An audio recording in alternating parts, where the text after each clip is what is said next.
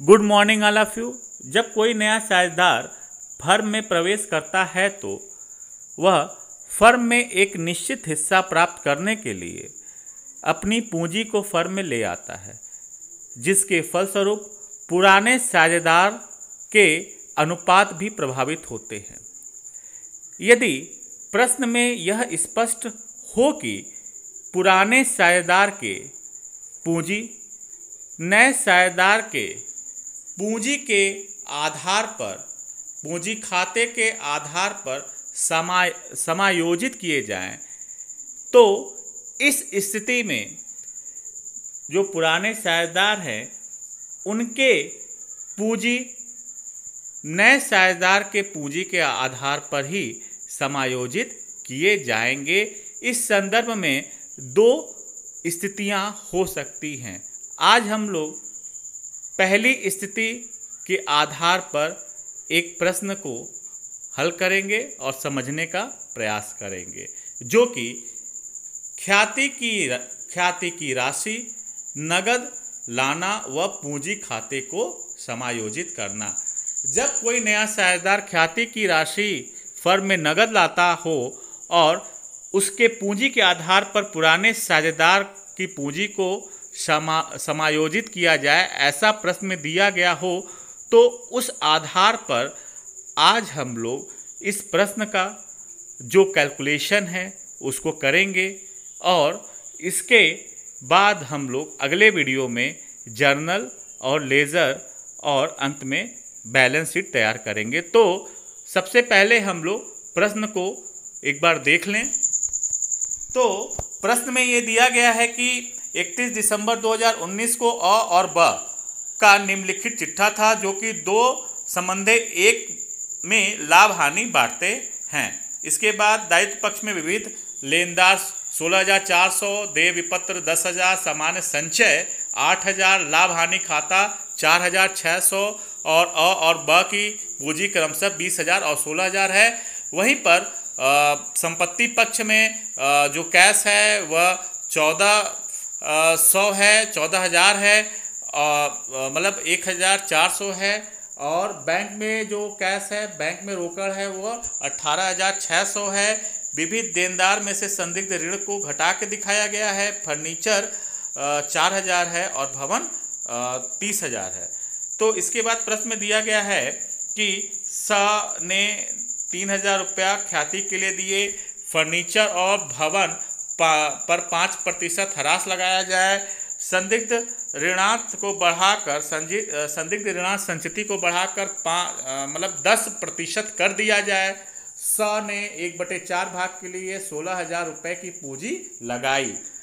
यहाँ तक जो हम लोग जो सवाल है इसको हम लोग लगा चुके हैं, लेकिन इस सवाल में एक नई चीज़ दी गई है जो कि बहुत विशेष है। आप देखिए, नीचे लिखा गया है कि सभी साझेदारों के पूंजी खाते लाभ वितरण अनुपात में कर दिए जाएं।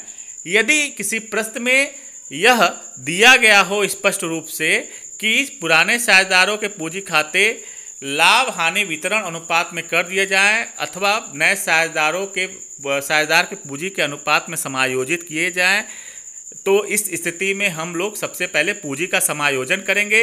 यदि प्रश्न में यह नहीं है, मतलब स्पष्ट नहीं दिया गया है, तो हम लोग जैसे पुराने प्रश्न को हल करते थे, क्वेश्चन को हल करते थे, उसी तरीके से करेंगे। चूंकि इस प्रश्न में स्पष्ट रूप से यह दिया गया है कि नए साझेदारों के पूंजी के आधार पर पुराने साझेदार की पूंजी को समायोजित करना है, तो इसलिए यहाँ पर सबसे पहले हम लोग पूंजी का समायोजन करेंगे। तो इसके लिए हम लोग जो पहला काम करेंगे वह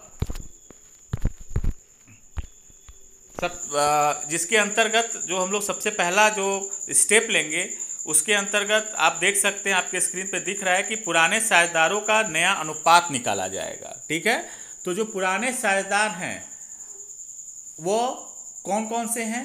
अ और ब। तो उनका जो पुराना जो अनुपात था उसको एक बार देख लीजिए। जो उनका पुराना जो अनुपात था वह 2:1 था। ठीक है, तो इस आधार पर हम लोग जो आगे इस सवाल के अंतर्गत जो नया अनुपात निकालेंगे उसके लिए हम लोग क्या करेंगे कि पूरे फर्म का जो अनुपात है, ठीक है, ये मान लेंगे कि पूरे फर्म का जो हिस्सा है, जो पूरे फर्म का हिस्सा वो कितना है, 1 है ना।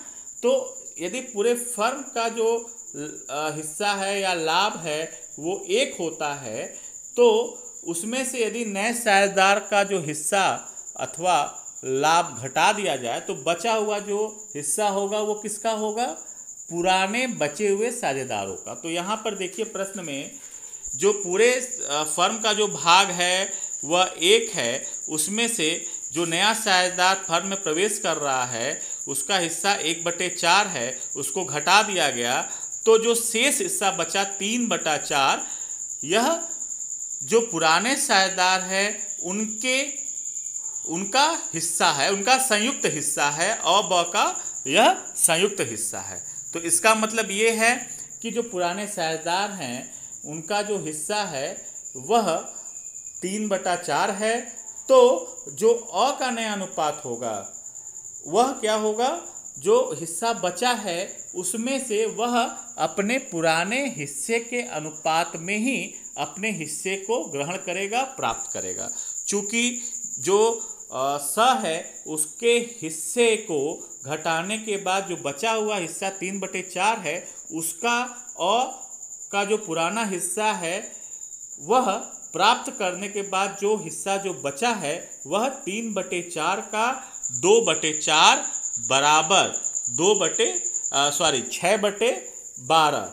तो कैसे हुआ, 3 दूनी का 6 और नीचे नीचे गुणा कर दिया गया, 4 तिहाई 12, तो 6/12 ये अ का अनुपात हुआ। इसको हम लोग और संक्षेप कर सकते हैं और छोटा कर सकते हैं। तो 6/12 को और हम लोग संक्षिप्त करेंगे तो क्या होगा, 2/4, ठीक है। तो 3 दूनी 6 तो 2/4, 3 चौका 12, ऐसे आ गया। उसके बाद जो ब का जो नया अनुपात होगा वह जो फर्म का जो बचा हुआ हिस्सा है, शेष हिस्सा है, उसका जो निकालेंगे 1/3 के हिसाब से, पुराने अनुपात के हिसाब से निकालेंगे, वह 3/4 का 1/3 बराबर 3/12 होगा। इसको भी हम लोग संक्षेप में करेंगे तो क्या हो जाएगा, 1/4, ठीक है। तो ये हमारा पहला स्टेप था। अब जो दूसरा स्टेप, चूंकि हम लोग को करना क्या है, पूंजी का समायोजन करना है, ठीक है। तो हम लोग जो निकाले हैं वह क्या निकाले हैं कि अब जो फर्म में अ और ब का जो हिस्सा है वह कितना है, वह 2/4 और 1/4 है, ठीक है।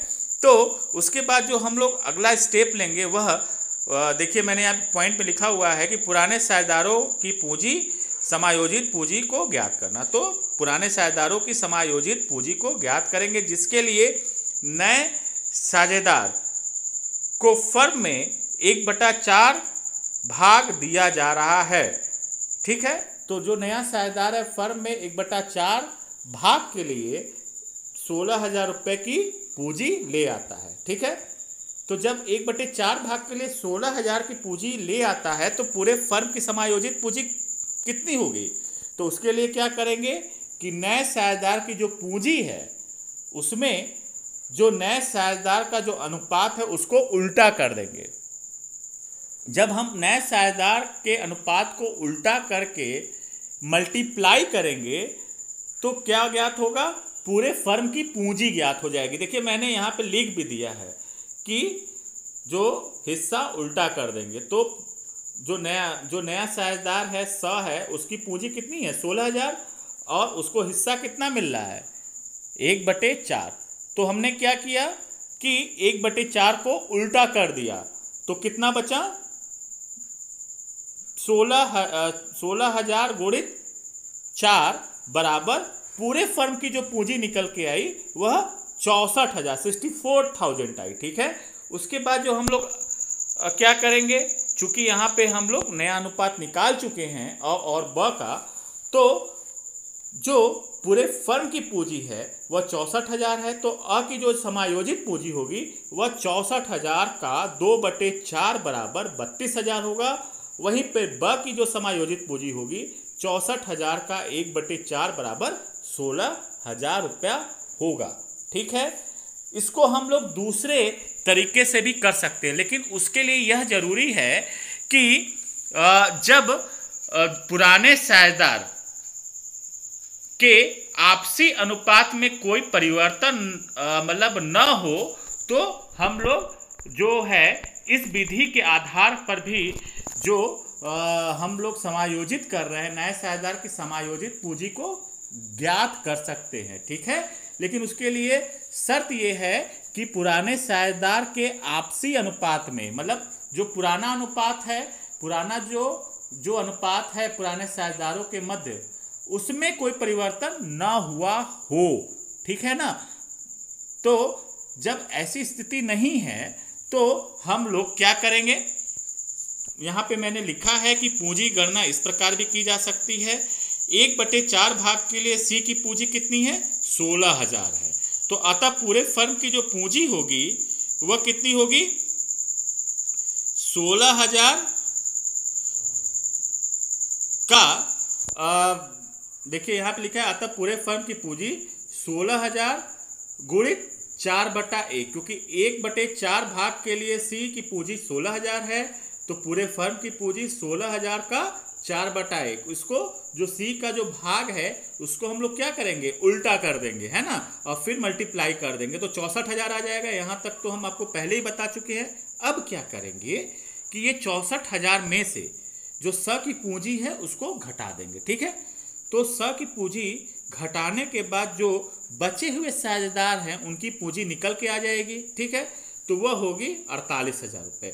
अब जो 48,000 है उसको हम लोग पुराने अनुपात में क्या करेंगे, पुराने अनुपात के आधार पर ए का भाग निकाल लेंगे। तो 48,000 का जो अ का पुराना अनुपात था वह था 2/3, तो कितना हो जाएगा, 48,000 का 2/3 32,000 रुपया होगा। वहीं पे बी का जो पुराना अनुपात था 1/2, तो 48,000 का 1/2 16,000 होगा। लेकिन यहाँ पे बात ध्यान देने वाली ये है कि इनके पुराने अनुपात में कोई परिवर्तन नहीं हुआ है, वह दो संबंधे एक ही है, इसलिए हम लोग इस विधि का प्रयोग कर पाए हैं। यदि ये दो संबंधे एक में यदि कोई परिवर्तन हुआ रहता तब यह विधि यहाँ पर हम लोग अप्लाई नहीं कर सकते थे।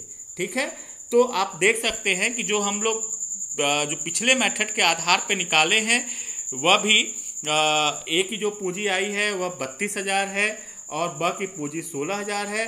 और इस विधि के आधार पर भी जब हम निकालेंगे तो सेम होगा, अ का जो पूंजी निकल के आएगा वो 32,000 रुपये और ब की पूंजी 16,000 रुपये निकल करके आएगा। तो आज हम लोग फिलहाल यहाँ तक जो कैलकुलेशन किए हैं इसका आप लोग एक बार रिवाइज कर लीजिएगा, समझने का प्रयास करिएगा। इसी आधार पे हम लोग कल आगे प्रश्न को हल करेंगे। अभी के लिए आप लोगों को बहुत बहुत धन्यवाद।